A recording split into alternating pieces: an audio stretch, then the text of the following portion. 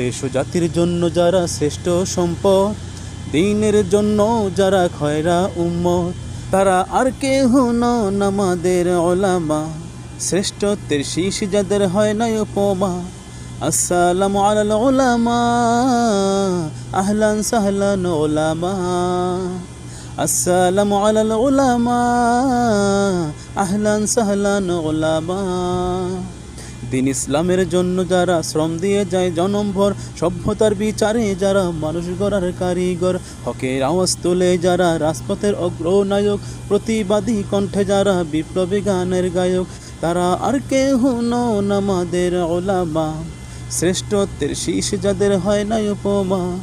আসসালামু আলাল উলামা, আহলান সাহলান উলামা।